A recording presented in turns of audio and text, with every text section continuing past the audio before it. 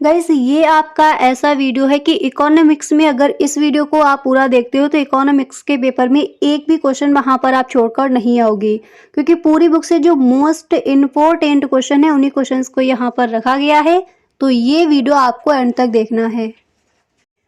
तो यहाँ पर देखिए गाइस, आपका पहला प्रश्न दिया गया है कि विदेशी विनिमय दर और विदेशी विनिमय की पूर्ति में संबंध होता है। कैसा संबंध होता है? सीधा। सेकंड ऑप्शन है विपरीत। थर्ड ऑप्शन है प्रत्यक्ष। और नेक्स्ट यहाँ पर दिया गया है अप्रत्यक्ष। आपको बताना है कि विदेशी विनिमय दर और विदेशी विनिमय की पूर्ति में संबंध होता है। तो यहाँ पर अप्रत्यक्ष ऑप्शन आपका रॉन्ग है, प्रत्यक्ष ऑप्शन भी यहाँ पर रॉन्ग है, विपरीत ऑप्शन भी आपका रॉन्ग है। राइट ऑप्शन हो जाएगा सीधा। विदेशी विनिमय दर और विदेशी विनिमय की पूर्ति में संबंध होता है। कैसा संबंध होता है? सीधा। इसके बाद यहाँ पर नेक्स्ट है कि व्यापार क्षेत्र में कौन सी मदें सम्मिलित हैं, ये आपको बताना है। तो पहले यहाँ पर ऑप्शन देख लीजिए। फर्स्ट है कि दृश्य मदें, और सेकंड ऑप्शन है अदृश्य मदें। इसके बाद नेक्स्ट है पूंजी अंतरण, और इसके बाद यहाँ पर एंड में आपको ऑप्शन दिया गया है ये सभी। इनमें आपको बताना है कि व्यापार क्षेत्र में कौन सी मदें सम्मिलित होती हैं। तो यहाँ पर जो राइट ऑप्शन है वो हो जाएगा दृश्य मदें। ठीक है, आपको ध्यान रखना है, दृश्य मदें व्यापार क्षेत्र में सम्मिलित होती हैं। नेक्स्ट क्वेश्चन है कि चाय की कीमत में वृद्धि से कॉफ़ी की मांग में क्या प्रभाव पड़ेगा। ठीक है, तो पहला ऑप्शन है कि वृद्धि होगी, सेकंड ऑप्शन है कमी होगी, थर्ड ऑप्शन है कि यथास्थिति बनी रहेगी, और नेक्स्ट है कि इनमें से कोई नहीं। आपको बताना है कि चाय की कीमत में वृद्धि से चीनी की मांग पर क्या प्रभाव पड़ेगा। इनमें से कोई नहीं, रॉन्ग ऑप्शन है। यथास्थिति बनी रहेगी, ये भी आपका रॉन्ग ऑप्शन है। कमी होगी, ये ऑप्शन भी आपका रॉन्ग है। तो यहाँ पर आपका राइट ऑप्शन हो जाएगा वृद्धि होगी। ठीक है, अगर इस तरह से क्वेश्चन आस्क किया जाता है तो इसमें वृद्धि होगी। इसके बाद का इस अगला क्वेश्चन है कि अन्य वस्तुओं के उत्पादन में आगत के रूप में प्रयुक्त होने वाली वस्तुएं कहलाती हैं। क्या कहलाती हैं? अंतिम वस्तुएं, मध्यवर्ती वस्तुएं, उपभोग वस्तुएं, या फिर कोई भी नहीं। तो अन्य वस्तुओं के उत्पादन में आगत के रूप में प्रयुक्त होने वाली जो वस्तुएं हैं वो क्या कहलाएंगी? यहाँ पर कोई नहीं, जो ऑप्शन है गलत है। उपभोग वस्तुएं ऑप्शन है, ये भी आपका गलत है। मध्यवर्ती वस्तुएं हैं, ये ऑप्शन आपका राइट है। अंतिम वस्तुएं भी ऑप्शन आपका रॉन्ग है। तो राइट ऑप्शन मध्यवर्ती वस्तुएं। अब यहाँ पर हम देखेंगे कि जो आपके very short answer type questions दिए जाते हैं वो आपके कौन कौन से इम्पोर्टेंट हैं अतलग उत्तरीय प्रश्न में। पहला प्रश्न दिया गया है कि मांग का नियम क्या है। आप लिखोगे कि सूक्ष्म अर्थशास्त्र में मांग का नियम कहता है कि सभी पहलुओं को बराबर रखते हुए किसी वस्तु की कीमतों को गिनना उसकी मांग को बढ़ा देता है, तथा किसी वस्तु की मांग को का उठाना उसकी मांग को गिरा देता है। यही आपका कहलाता है मांग का नियम। अगर इस तरह से इसकी डेफिनेशन को आप वहाँ पर लिखोगे तो ज़्यादा बेटर, क्योंकि यहाँ पर अच्छे से समझाया गया कि मांग का नियम क्या है। ठीक है, तो इस तरह से लिख के आइए कि सभी पहलू को बराबर रखते हुए, इसको छोड़िए, यहाँ से लिखिए किसी वस्तु की कीमतों का गिरना उसकी मांग को बढ़ा देता है। यानी जब वस्तुओं की कीमत गिरती हैं तो उसकी मांग कैसी होगी? ज़्यादा होगी, ज़्यादा चीज़ें हम खरीदेंगे। तथा किसी वस्तु की मांग किसी वस्तु की कीमतों को उठाने, यानी जब कीमत बढ़ी होगी तो उसकी मांग गिर जाती है। यही आपका मांग का नियम है। यानी चीज़ें जब महंगी होंगी तो आप कम खरीदोगे, जब सस्ती होती है तो उनकी मांग बढ़ जाती है। वही मांग का नियम है। नेक्स्ट है उपभोक्ता संतुलन से क्या अभिप्राय है। आप लिखोगे उपभोक्ता संतुलन का मतलब है कि उपभोक्ता अपनी आय को इस तरह खर्च करता है कि उसे ज़्यादा से ज़्यादा संतुष्टि मिले। इस स्थिति में उपभोक्ता को लगता है कि वह अपनी आय का सही इस्तेमाल कर रहा है और उसे खर्च करने का तरीका बदलने की कोई ज़रूरत नहीं है। तो उपभोक्ता संतुलन से क्या अभिप्राय है? क्या लिखा जाएगा कि उपभोक्ता संतुलन का मतलब है कि उपभोक्ता अपनी आय को इस तरह से खर्च करता है कि उसे ज़्यादा से ज़्यादा संतुष्टि मिले।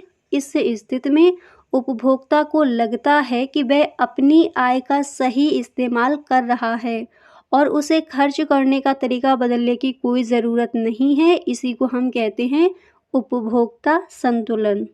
ठीक है। नेक्स्ट क्वेश्चन यहाँ पर आप देख सकते हो कि व्यष्टि अर्थशास्त्र की परिभाषा और उदाहरण दीजिए। आप लिखोगे, पहले आपको हेडिंग डाली है व्यष्टि अर्थशास्त्र, इसके बाद आपको लिखना है कि अर्थशास्त्र की वह शाखा जो व्यक्तिगत आर्थिक इकाइयों के व्यवहार का अध्ययन करती है। इसमें किसी एक आर्थिक इकाई की आर्थिक क्रियाओं का अध्ययन किया जाता है, जैसे एक उपभोक्ता, एक परिवार या एक फर्म। तो व्यष्टि अर्थशास्त्र क्या है? आई होप आपको क्लियर हो गया होगा किसे कहेंगे। देखिए, व्यष्टि अर्थशास्त्र के अंतर्गत क्या क्या आता है, जैसे एक उपभोक्ता है, एक परिवार है, एक फर्म है, इन सब का अध्ययन, एक व्यक्ति की आय यानी व्यक्तिगत आय जो है उसका अध्ययन हम किसके अंतर्गत करते हैं? व्यष्टि अर्थशास्त्र के अंतर्गत। व्यष्टि अर्थशास्त्र मतलब छोटा अर्थशास्त्र, जैसे एक उद्योग हो गया। इस तरह से आप इसके एग्जाम्पल को समझ सकते हो। नेक्स्ट है उत्पादन फलन की परिभाषा दीजिए। तो आप लिखोगे कि अर्थशास्त्र में उत्पादन फलन का मतलब है आगतों और उत्पादनों के बीच का गणितीय संबंध। यह बताता है कि किसी निश्चित समय में दिए गए साधनों का इस्तेमाल करके कितना उत्पादन किया जा सकता है। उत्पादन फलन नवशास्त्रीय सिद्धांतों की प्रमुख अवधारणाओं में से एक है। ठीक है, इस तरह से आप लिखोगे। इसके बाद यहाँ पर नेक्स्ट है उत्पादन फलन की परिभाषा दीजिए। इसमें आप लिखोगे, पहले आपको हेडिंग डालिए उत्पादन फलन की परिभाषा, और फिर आपको लिखना है उत्पादन फलन आगतों और उत्पादनों के बीच का फलात्मक संबंध होता है।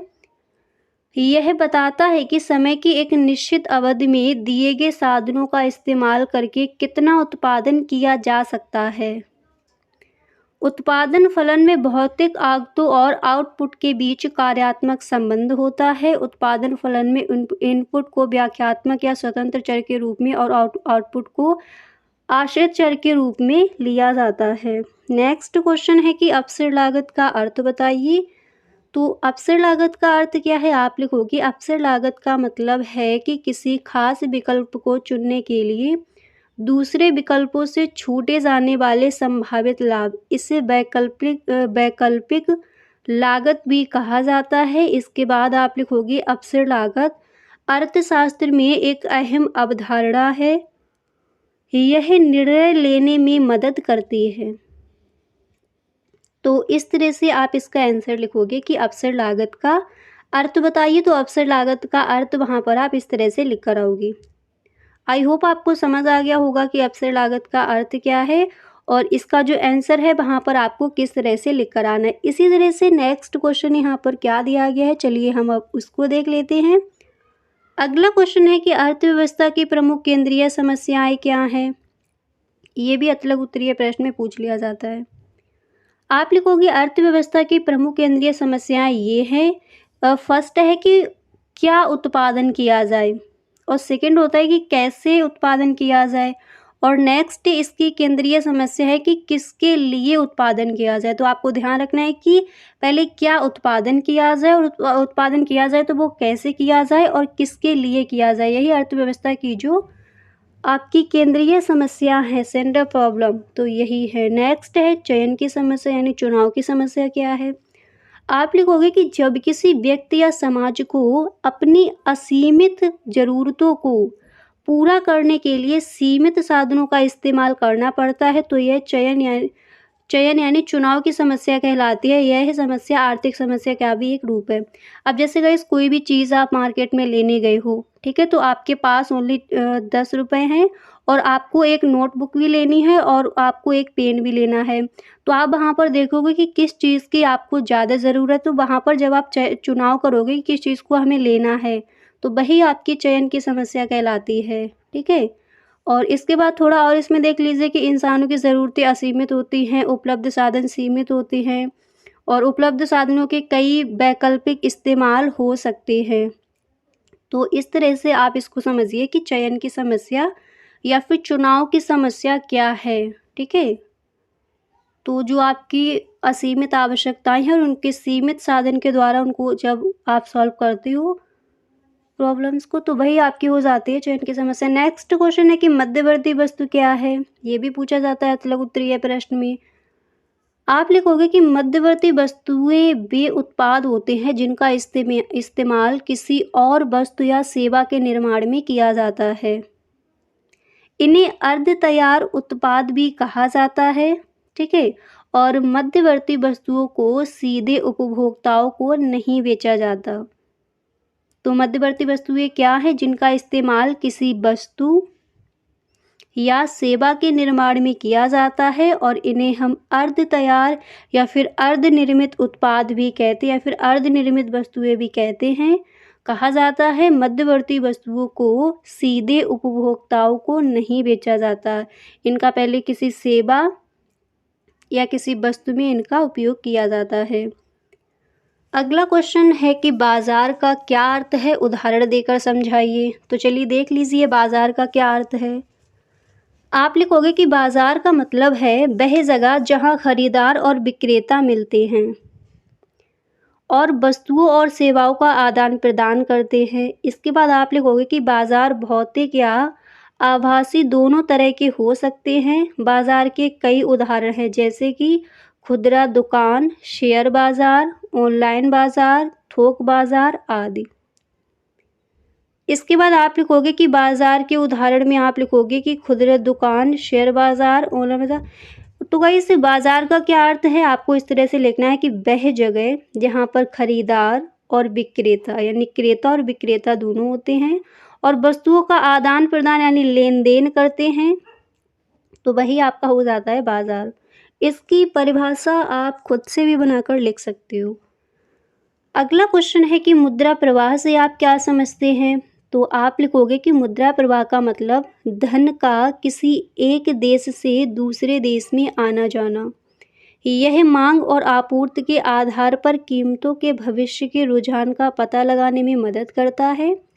मुद्रा प्रवाह को प्रभावित करने वाले कारक ब्याज दरें, व्यापार संतुलन, निवेशकों का भरोसा, किसी देश की अपेक्षाएं, ठीक है। पहले आपको यहाँ पर इस तरह से लिखना है कि मुद्रा प्रवाह से आप क्या समझते हैं कि मुद्रा प्रवाह का मतलब है धन का किसी एक देश से दूसरे देश में आना जाना। यह मांग और आपूर्ति के आधार पर कीमतों के भविष्य के रुझान का पता लगाने में मदद करता है। नेक्स्ट है कि वस्तु विनिमय प्रणाली क्या है, इसकी क्या कमियां हैं। आप लिखोगे, पहले आपको हेडिंग डालनी है कि वस्तु विनिमय प्रणाली। हेडिंग डालने के बाद आपको लिखना है कि मुद्रा के बिना किसी वस्तु के बदले में दूसरी वस्तु लेने की प्रणाली है। इसमें विनिमय की कोई सामान्य इकाई नहीं होती। वस्तु विनिमय प्रणाली की कई कमियां हैं। तो वस्तु विनिमय प्रणाली क्या है, क्या लिखोगे, वस्तु विनिमय प्रणाली मुद्रा के बिना किसी वस्तु के बदले में दूसरी वस्तु लेने की प्रणाली है।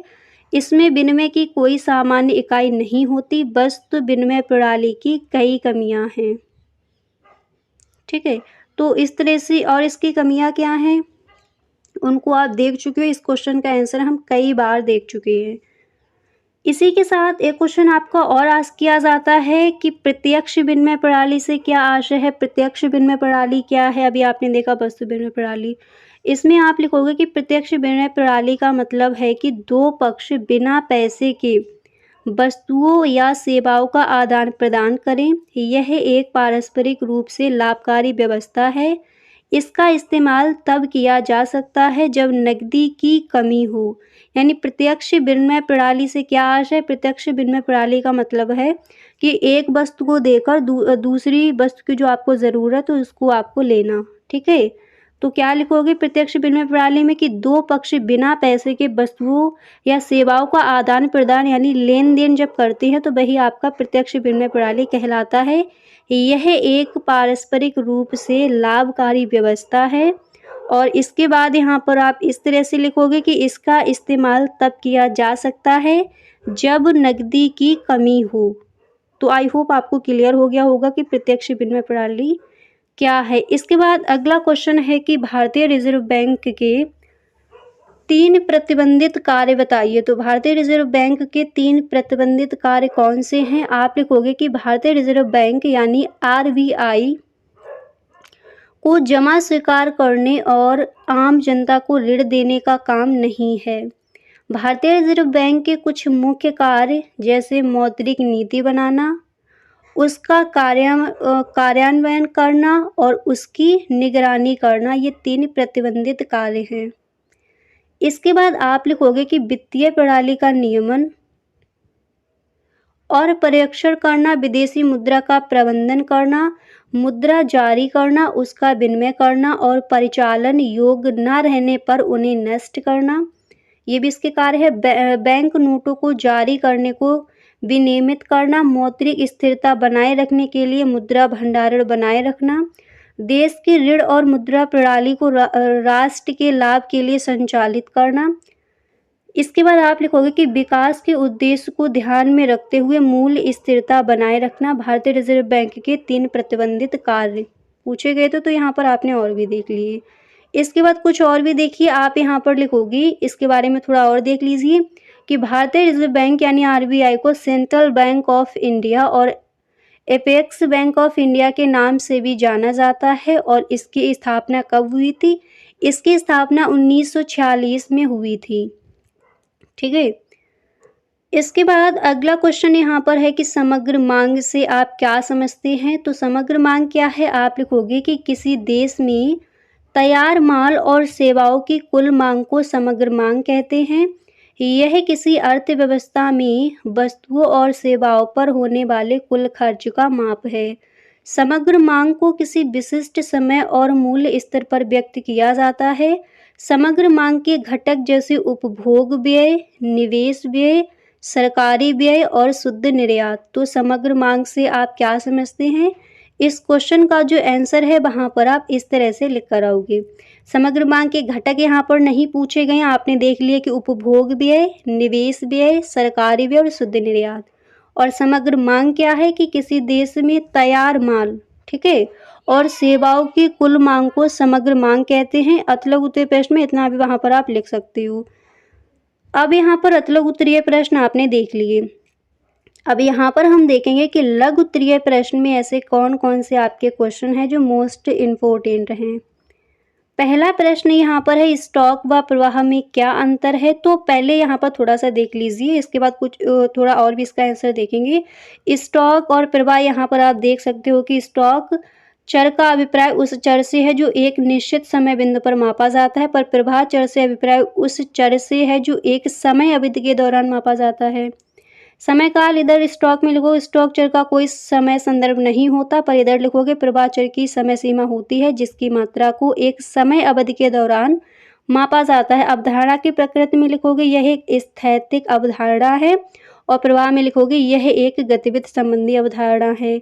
इसका एग्जाम्पल यहाँ पर देख लीजिए स्टॉक में, और प्रवाह का एग्जाम्पल क्या है इसको यहाँ पर आप देख लीजिए। अब इसको आपने देख लिया, इसके बाद इसका आंसर थोड़ा और 1-2 लाइन में यहाँ पर देख लीजिए ताकि आपको क्लियर हो जाए कि स्टॉक और प्रवाह क्या है। आप लिखोगे स्टॉक और प्रवाह दोनों ही मात्रा को मापने के तरीके हैं। स्टॉक किसी निश्चित समय पर मापी की मात्रा होती है, जबकि प्रवाह किसी समय अवधि में मापी गई मात्रा होती है। स्टॉक क्या होती है? किसी निश्चित समय पर मापी गई मात्रा, और प्रवाह क्या है? प्रवाह किसी समय अवधि में मापी गई मात्रा होती है। तो स्टॉक और प्रवाह में क्या अंतर है, इस तरह से वहाँ पर आप इस क्वेश्चन का आंसर लिख कर आओगे। क्लियर? इसी तरह से गाइस लघु उत्तरीय प्रश्न में यहाँ पर आपका सेकंड क्वेश्चन क्या है उसको देखिए। तो सेकंड क्वेश्चन है कि एक पूर्ण प्रतिस्पर्धी बाजार की क्या विशेषताएं हैं। आप लिखोगे कि पूर्ण प्रतियोगिता में फर्मों की संख्या बड़ी होती है, उत्पाद समरूप होते हैं, कारक गतिशील होते हैं और हर किसी को बाजार में प्रवेश करने और बाहर निकलने की, तो किस तरह से लिखना है, और हर किसी को बाजार में प्रवेश करने और बाहर निकलने की स्वतंत्रता होती है। इसके बाद आप लिखोगे साथ ही एकाधिकार संयोजन संभव नहीं है। तो यहाँ पर क्वेश्चन आपका इस तरह से पूछा गया है कि एक पूर्ण प्रतिस्पर्धी बाजार की क्या विशेषताएं हैं। ठीक है, तो पहले तो आप इस तरह से थोड़ा आपको लिखना है कि पूर्ण प्रतियोगिता में फर्मों की संख्या बड़ी होती है, उत्पाद समरूप होते हैं, कारक गतिशील होते हैं और हर किसी को बाजार में प्रवेश करने और बाहर निकलने की स्वतंत्रता होती है। इसके बाद अगला क्वेश्चन यहाँ पर दिया गया है लघु उत्तरीय प्रश्न में कि भारतीय रिजर्व बैंक के मुख्य कार्य की विवेचना कीजिए। तो सबसे पहले आप इस तरह से एक लाइन लिखोगे, भारतीय रिजर्व बैंक यानी आरबीआई के मुख्य कार्य ये हैं। इसके बाद आप लिखोगे कि मुद्रा जारी करना और उसका प्रबंधन करना, देश में मुद्रास्फीति को नियंत्रण करना, बैंक नोटों के निर्गम को नियंत्रित करना, मौद्रिक नीति बनाना, उसका कार्यान्वयन करना और उसकी निगरानी करना, देश की ऋण प्रणाली का संचालन करना, विदेशी मुद्रा का प्रबंधन करना, वित्तीय प्रणाली का विनियमन और पर्यवेक्षण करना। इसके बाद आप लिखोगे कि सरकार का बैंकर और बैंकों का बैंकर के रूप में काम करके साख नियंत्रण करना, देश की क्रेडिट प्रणाली को सहायता प्रदान करना।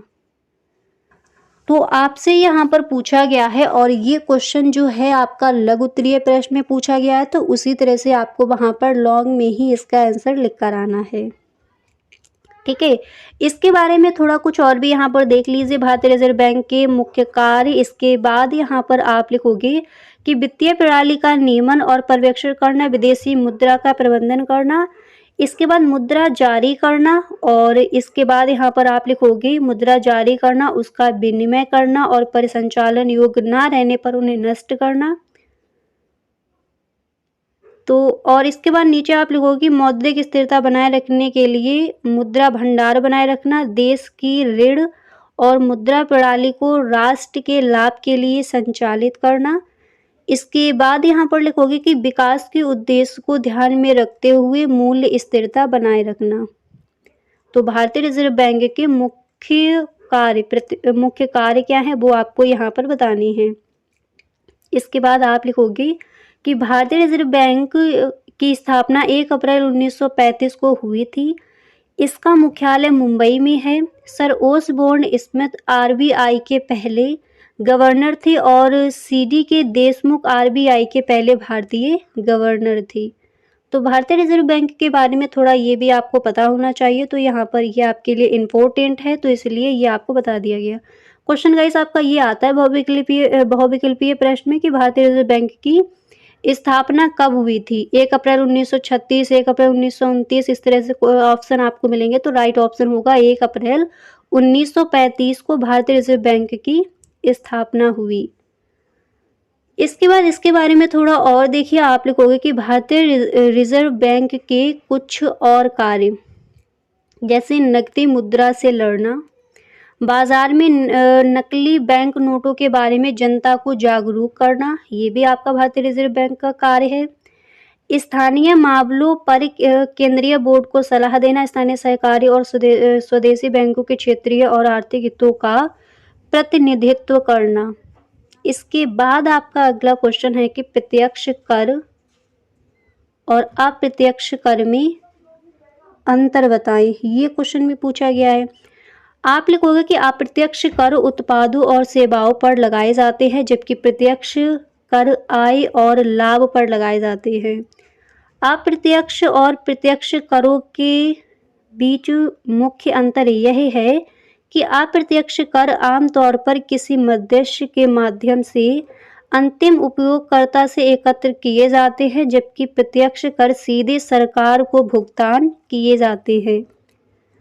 तो प्रत्यक्ष कर और अप्रत्यक्ष कर में क्या अंतर है वो बताइए। तो यहाँ पर आप इस तरह से लिखोगे, अप्रत्यक्ष कर उत्पादों और सेवाओं पर लगाए जाते हैं, जबकि प्रत्यक्ष कर आय और लाभ पर लगाए जाते हैं। अप्रत्यक्ष और प्रत्यक्ष करों के बीच मुख्य अंतर है कि अप्रत्यक्ष कर आमतौर पर किसी मध्यस्थ के माध्यम से अंतिम उपभोक्ताओं से एकत्र किए जाते हैं। अगला क्वेश्चन देखिए, मोस्ट इम्पोर्टेंट है कि समष्टि अर्थशास्त्र और व्यष्टि अर्थशास्त्र में अंतर बताइए। आप लिखोगे कि व्यष्टि अर्थशास्त्र और समष्टि अर्थशास्त्र के दो प्रमुख शाखाएं हैं। इन दोनों में अंतर इस प्रकार है कि व्यष्टि अर्थशास्त्र में किसी व्यक्ति या फर्म जैसे व्यक्तिगत इकाई के आर्थिक व्यवहार का अध्ययन किया जाता है, वहीं समष्टि अर्थशास्त्र में पूरी अर्थव्यवस्था के स्तर पर बड़े आर्थिक समूहों का अध्ययन किया जाता है। इसके बाद व्यष्टि अर्थशास्त्र में आप लिखोगे कि व्यष्टि अर्थशास्त्र में मांग और आपूर्ति, मूल्य, बिक्री और वैयक्तिक साधनों का विश्लेषण किया जाता है। और इसके बाद आप लिखोगे, अब जैसे व्यष्टि का देख लिया, कि समष्टि अर्थशास्त्र में समग्र मांग, समग्र पूर्ति, राष्ट्रीय आय वगैरह का अध्ययन किया जाता है। तो समष्टि अर्थशास्त्र में क्या क्या लिखोगे कि समष्टि अर्थशास्त्र में पूरी अर्थव्यवस्था के स्तर पर बड़े आर्थिक समूहों का अध्ययन किया जाता है। और समष्टि अर्थशास्त्र में जैसे समग्र मांग है, समग्र पूर्ति, आय आदि का अध्ययन हम करते हैं। और व्यष्टि अर्थशास्त्र को आपको पता ही है कि व्यष्टि अर्थशास्त्र क्या है। व्यष्टि अर्थशास्त्र का मतलब होता है छोटा अर्थशास्त्र, यानी हम इसको इस तरह से भी कह सकते हैं कि एक सूक्ष्म अर्थशास्त्र। लेकिन समष्टि अर्थशास्त्र होता है आपका विशाल अर्थशास्त्र, यानी बड़ा अर्थशास्त्र। ठीक है, इसके बारे में थोड़ा और देखिए, आप लिखोगे कि व्यष्टि अर्थशास्त्र में मांग और आपूर्ति, मूल्य, बिक्री और वैयक्तिक साधनों का विश्लेषण किया जाता है। वही समष्टि अर्थशास्त्र में समग्र मांग, समग्र पूर्ति, राष्ट्रीय आय वगैरह आदि का अध्ययन किया जाता है। व्यष्टि अर्थशास्त्र में किसी वस्तु या सेवा के मूल्य का निर्धारण किस प्रकार किया जाता है, इसका अध्ययन। और वही समष्टि अर्थशास्त्र में सामान्य मूल्य तल का अध्ययन किया जाता है। और इसके बाद यहाँ पर आप लिखोगे कि व्यष्टि अर्थशास्त्र का क्षेत्र संकीर्ण होता है। ये लाइन आपको ध्यान रखनी है कि व्यष्टि अर्थशास्त्र का क्षेत्र संकीर्ण होता है, जबकि समष्टि अर्थशास्त्र का क्षेत्र कैसा होता है, विस्तृत होता है। ठीक है, तो समष्टि अर्थशास्त्र का मतलब होता है विशाल अर्थशास्त्र और व्यष्टि अर्थशास्त्र का मतलब होता है सूक्ष्म अर्थशास्त्र। इन दोनों में अंतर क्या है, इनकी परिभाषा क्या है, इनके एग्जाम्पल्स क्या हैं, अच्छे से आपको रट लेने हैं। कहीं ना कहीं क्वेश्चन आपका ये आस्क कर ही लिया जाता है, अतलग उत्तरीय प्रश्न में कर लिया जाएगा, नहीं तो आपका जो आपके ऑब्जेक्टिव क्वेश्चन आते हैं उनमें रख दिया जाएगा कि व्यष्टि अर्थशास्त्र या फिर समष्टि अर्थशास्त्र के अंतर्गत क्या आता है। इसके बाद थोड़ा इसके बारे में आप इस तरह से लिखोगे कि समष्टि अर्थशास्त्र को माइक्रो इकोनॉमिक्स भी कहा जाता है। जॉन मेनार्ड कीन्स को समष्टि अर्थशास्त्र को एक अलग विषय के रूप में स्थापित करने संस्थापक के रूप में जाना जाता है। अब इसके बाद गाइस अगला क्वेश्चन है कि अल्पकाल एवं दीर्घकाल में भेद कीजिए। लघु उत्तरीय प्रश्न में ये क्वेश्चन आपका आस्क किया जाता है। इसके बाद यहाँ पर हम देखेंगे कि विस्तृत उत्तरीय प्रश्न में ऐसे कौन कौन से क्वेश्चन हैं जो आपके मोस्ट इम्पोर्टेंट हैं। पहला प्रश्न है कि समष्टि अर्थशास्त्र क्या है। समष्टि अर्थशास्त्र की विषय वस्तु की विवेचना कीजिए। ठीक है, इसके बाद यहाँ पर नेक्स्ट आपका दिया गया है कि वास्तविक प्रवाह क्या है। ये क्वेश्चन भी कई बार पूछा गया कि वास्तविक प्रवाह से क्या आशय है या फिर वास्तविक प्रवाह क्या है। ये क्वेश्चन लघु उत्तरीय प्रश्न में भी रख दिया जाता है। इसके बाद अगला क्वेश्चन गाइस आप ये तैयार कर लेंगे कि गुणक क्या होता है। ठीक है, गुणक क्या होता है, ये आपका क्वेश्चन विस्तृत उत्तरीय प्रश्न में रखा जाता है और ये क्वेश्चन कई बार पूछा भी गया है, तो इसको आप सही ढंग से तैयार कर लेंगे कि गुणक क्या है। इसके बाद विस्तृत उत्तरीय प्रश्न में नेक्स्ट क्वेश्चन आपको ये याद कर लेना है